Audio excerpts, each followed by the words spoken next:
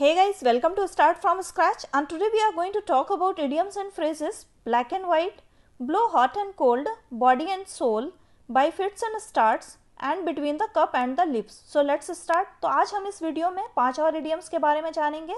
तो चलिए शुरू करते हैं. तो सबसे पहले है हमारा ब्लैक एंड वाइट. आपको पता है ब्लैक एंड वाइट दो कलर होते हैं. ब्लैक मीन्स होता है काला और वाइट मीन्स होता है सफ़ेद. तो इसका लिटरल मीनिंग क्या हो जाएगा? काला और सफ़ेद. आप देखोगे कि जो काले और सफ़ेद दो कलर होते हैं ये आपस में अपोजिट होते हैं. ओके, इसकी वजह से ये क्या होते हैं? क्लियरली डिस्टिंक्ट रहते हैं. तो इसका एक और मीनिंग क्या हो जाएगा? Clearly distinct. ओके, इसका मतलब क्या हुआ? स्पष्ट भेद. मीन्स इन दोनों में आप प्रॉपरली उचित तरीके से भेद कर सकते हैं. जब प्रॉपरली ये क्लियरली डिस्टिंक्ट रहेगा तो क्या होगा? कोई कंफ्यूजन की स्थिति पैदा नहीं होगी. ओके, कोई कंफ्यूजन की स्थिति नहीं पैदा होगी. और आपने देखा होगा कि जो कलर ब्लाइंडनेस जिसको होता है, कलर ब्लाइंडनेस जो बीमारी होती है, वो भी ब्लैक एंड वाइट थिंग्स को प्रॉपरली क्लियरली अच्छी तरीके से रिकॉग्नाइज कर सकते हैं. ओके, तो ये जो ब्लैक एंड वाइट है इसका मीनिंग क्या हो गया यहाँ पे? Clear and distinct. और एक और इसका मीनिंग क्या होता है? उसकी ही वजह से in writing. In writing means लेखन में जो भी आप लिखा करके ले लेते हो, तो फर्स्ट ऑफ ऑल मुंह से क्या बोला और लिख करके क्या लिया, तो दोनों में कंफ्यूजन की स्थिति नहीं होती है. दूसरी बात, वो लिखा हुआ रहता है तो क्लियरली डिस्टिंक्ट रहता है. इसको आप एक चीज़ से और रिलेट करके देख सकते हो कि जो ये पेपर होता है, वो ज़्यादातर जो पेपर होते हैं हमारे वो वाइट कलर के होते हैं और ज़्यादातर जो पेन होते हैं वो ब्लैक कलर के होते हैं. तो इसका मीनिंग क्या हो जाएगा? इन प्रिंटिंग. प्रिंटिंग में भी बहुत सारा क्या होता है, जो पेपर हमारा रहता है वाइट कलर का होता है और जो अक्षर रहते हैं, जो पेन रहता है जिससे हम लिखते हैं, वो ब्लैक कलर के होते हैं. ओके, तो इसका सेंटेंस में यूज देखेंगे. It is always better to get everything in black and white. Always means होता है हमेशा या सदैव. बेटर मीन्स होता है अच्छा या बेहतर. ओके, अच्छा या बेहतर. एवरीथिंग मीन्स होता है कोई भी चीज़ या सब चीज़. तो it is always better to get everything in black and white. हमेशा लेखन में सब कुछ प्राप्त करना बेहतर रहता है. इट इज़ ऑलवेज बेटर, यह हमेशा बेहतर रहता है. To get everything in black and white कि मीन्स आप कोई चीज़ लिखा करके ले लो तो वो हमेशा बेहतर रहता है. ठीक है, दूसरा सेंटेंस इसमें देखेंगे. जैसे कि इसका मीनिंग था in writing. Put down your essay in black and white.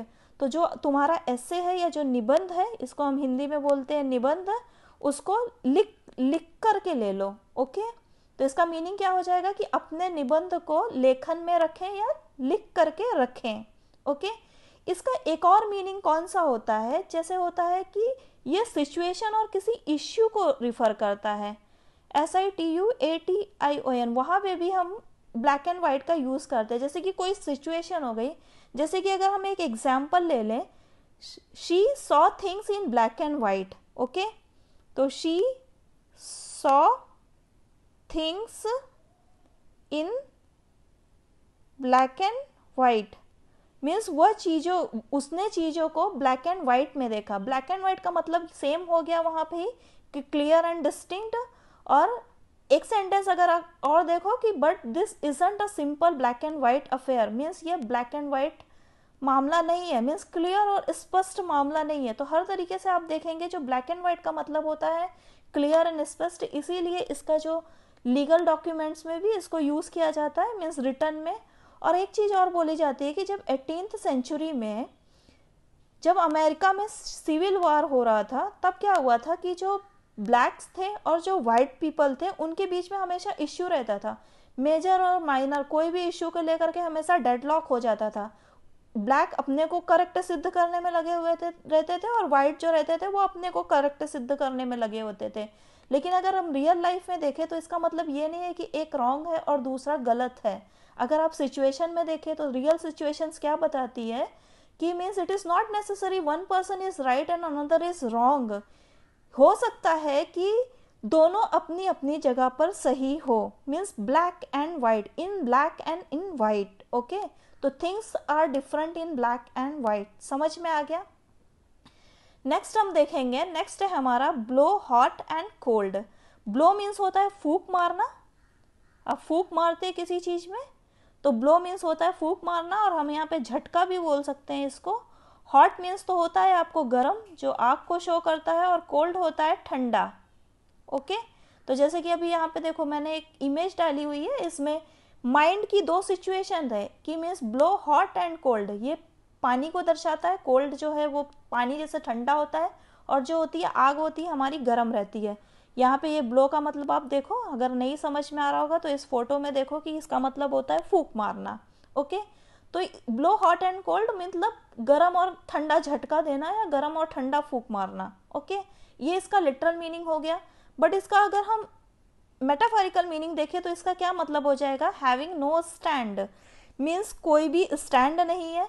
Shows favour at one time and unfavour at another, means एक टाइम पे फेवर शो करते हो, किसी चीज को सपोर्ट करना, और दूसरे ही टाइम पे उस चीज का सपोर्ट ना करना। ठीक है, तो क्या होना कि डामाडोल होता रहना, डामाडोल होते रहना एक जगह से, जैसे पेंडुलम होता है, कीप चेंजिंग, पोजीशन चेंज करता रहता है। तो उसी तरीके से कि ब्लो हॉट एंड कोल्ड का मतलब यही होता है, means keep changing their attitude towards something.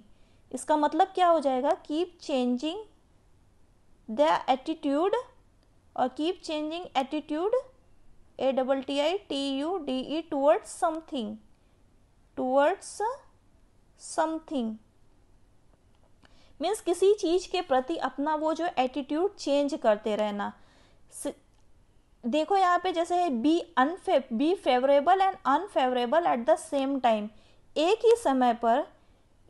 ही समय पर अनुकूल या प्रतिकूल होना। फेवरेबल मीन्स होता है अनुकूल, और अनफेवरेबल मीन्स होता है प्रतिकूल। अनुकूल का मतलब क्या हो गया कि किसी के पक्ष में होना, और प्रतिकूल का मतलब क्या हो गया कि विरुद्ध में होना। तो दोनों ही एक ही टाइम पे अनुकूल भी होना, प्रतिकूल भी होना। ओके, सेंटेंस में इसका हम यूज देखेंगे। He can not be relied upon as he blows hot and cold in this matter. He can not be relied upon means होता है भरोसा करना, यहाँ जगह नहीं है। ठीक है, he can not be relied upon means उसके ऊपर भरोसा नहीं किया जा सकता। As he blows hot and cold in this matter, वह इस मामले में कभी पक्ष में रहता है या कभी विपक्ष में रहता है। ठीक है, फिर है those who blow hot and cold are never dependable. Dependable means होता है निर्भर होना किसी पे। तो जो एक ही टाइम पे अनुकूल और प्रतिकूल विचारों को सपोर्ट करते हैं, उनके ऊपर हम निर्भर नहीं रह सकते। ओके, नेक्स्ट है या वो लोग भरोसेमंद नहीं होते। थर्ड है हमारा do not trust those who blow hot and cold in the same breath, जो एक ही श्वास में या एक ही टाइम पर ठंडी या गर्म सांस लेते हैं। मीन्स यहाँ पे हम बोल सकते हैं कि जो दोनों ही चीज़ों को सपोर्ट करते हैं, कि मीन्स 2 मिनट में आप किसी चीज़ को सपोर्ट कर रहे हो, अनदर मोमेंट में उसके प्रति आप कोई इंटरेस्ट नहीं दिखा रहे हो, कोई फेवर नहीं दिखा रहे हो, तो उसको हम बोलेंगे कि मीन्स एक ही समय पर माइंड चेंज करते रहना। तो do not trust those who blow hot and cold in the same breath, means जो एक ही टाइम पर पक्ष और विपक्ष दोनों की तरफ लुढ़कते रहते हैं, उनके ऊपर हमें भरोसा नहीं करना चाहिए। नेक्स्ट हम देखेंगे, नेक्स्ट है हमारा बॉडी एंड सोल। तो बॉडी आपको पता है शरीर, और सोल मीन्स क्या होता है, आत्मा। ठीक है, तो इसका लिटरल मीनिंग क्या हो जाएगा, शरीर और आत्मा। अब देखा है कि जब शरीर आत्मा बोलते हैं ना, जैसे कि आप इस एग्जाम्पल में देखो, माइंड बॉडी एंड सोल, पूरा क्या होता है, माइंड बॉडी और सोल। जब आपका मस्तिष्क, शरीर और आत्मा आपस में मिल जाती है, तो इसको हम क्या बोलते हैं, एंटायरली, पूर्ण रूप से। ओके, तो जब आप mind body and soul together करके, साथ में करके कोई भी चीज़ के प्रति डिवोट करेंगे, किसी भी चीज़ के प्रति अपने को समर्पित करेंगे, तो वो चीज़ हासिल होगी। ओके, तो एंटायरली का मतलब क्या हो गया, पूर्ण रूप से या पूरी तरह से। पूरी तरह से सेंटेंस में इसका यूज देखेंगे, she devoted body and soul to win the medal, means उसने पदक जीतने के लिए शरीर और आत्मा समर्पित की, मीन्स पूरी तरह से समर्पण किया। बॉडी एंड सोल का मतलब यहाँ पे क्या हो जाएगा, एंटायरली, मीन्स उसने पदक, मेडल होता है पदक, डिवोटेड मीन्स होता है समर्पित करना किसी भी चीज के प्रति, समर्पित। ओके, तो she devoted body and soul to win the medal, उसने पदक जीतने के लिए जो उसकी जो बॉडी है आत्मा या खुद को पूरी तरीके से समर्पित कर दिया। नेक्स्ट देखेंगे, नेक्स्ट है हमारा by fits and start. By means होता है द्वारा, फिट्स आपको पता होगा कि एक बीमारी होती है जिसको अनदर वर्ड है PAROXYSM, पैरोक्सिज्म। ओके, इसका मतलब क्या होता है कि आवेग या अचानक से आपकी बॉडी में मतलब एक तरीके का आक्रमण सा आप फील करोगे, एक हमला सा फील करोगे। ओके, तो वहाँ से ये जो फिट्स है, इसको हम जो इस रोग है इसको हम इस डिसीज को बोलते हैं फिट्स आना, कि मीन्स अचानक से क्या होता है कि means sudden uncontrolled electrical disturbance in brain क्या होता है। और इसको हम एक और वर्ड है इसके लिए, इसको क्या बोलते हैं, सीजर। SEIZURES। ओके, तो क्या होता है कि मस्तिष्क में अचानक विद्युत की गड़बड़ी हो जाती है। जो जैसे हमारा दिमाग चलता है तो कुछ इलेक्ट्रिकल करंट्स होते हैं बॉडी में, तो sudden uncontrolled electrical disturbance in brain में अचानक से कुछ गड़बड़ी होने के कारण हमें फिट्स आते हैं। ये एक तरह की बीमारी होती है। तो इसका मतलब क्या होता है कि अनियमित, क्योंकि क्या होता है कभी कभी आप अपना पूरा कंट्रोल ही खो देते हैं, कभी कभी आप बहुत आक्रामक हो जाते हैं, जैसे कि इस फोटो में आप सिम्टम्स देखो, कभी कभी आप अनकॉन्शियस हो जाते हो, आपको कभी कुछ पता ही नहीं रहता है, तो कोई रेगुलर नहीं रहता, कुछ नियमित नहीं रहता, अनियमित होता है। तो वहाँ से ये वर्ड आया है bye fits and starts. Okay, जिसका मतलब होता है अनियमित रूप से। फिट्स हो गया हमारा ये जो पैरोक्सिज्म है, जो आवेग एकदम से आता है, और स्टार्ट मीन्स होता है सडन बर्स्ट ऑफ एक्टिविटी। इसका मतलब क्या हो जाएगा, sudden burst of activity means अचानक से कोई भी कार्य को करना। ओके, या सडन बर्स्ट ऑफ एक्टिविटी, अचानक से किसी भी चीज का फूट पड़ना। तो यहाँ पे हम सेंटेंस में इसका यूज देखेंगे, work done by fits and start never completes in time. जो भी काम इरेगुलर तरीके से किया जाता है वो कभी भी समय पर पूरा नहीं होता। Work done by fits and start means irregularly, means work done irregularly never completes in time. Okay, means अनियमित रूप से किए गए काम कभी भी समय पर पूरे नहीं होते। Second, he failed as he studied by fits and start. वह असफल हो गया या फेल हो गया क्योंकि उसने अनियमित रूप से स्टडी की या इरेगुलर रूप से स्टडी की। सेकेंड, थर्ड है, if you study by fits and start we can never be successful in our exam. अगर हम अनियमित रूप से स्टडी करते हैं तो हम कभी भी परीक्षा में सफल नहीं हो सकते। ओके, सक्सेसफुल होता है सफल, और एग्जाम मीन्स होता है परीक्षा। एक और एग्जाम्पल है, how can you pass the examination if you study by fits and start. आप एग्जामिनेशन को या परीक्षा को कैसे पास कर सकते हो अगर तुम अनियमित रूप से स्टडी करते हो। समझ में आ गया मीनिंग। नेक्स्ट हम देखते हैं, नेक्स्ट है हमारा between the cup and the lips. Between means होता है किसी के मध्य में या किसी दो चीज़ों के बीच में।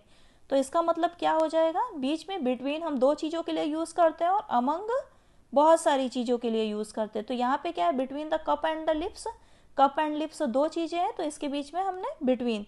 Okay, between the cup and lips means cup और लिप्स के बीच में। मतलब क्या हो जाएगा, इसका लिटरल मीनिंग कि कप और होठों के बीच में, होठों के बीच में।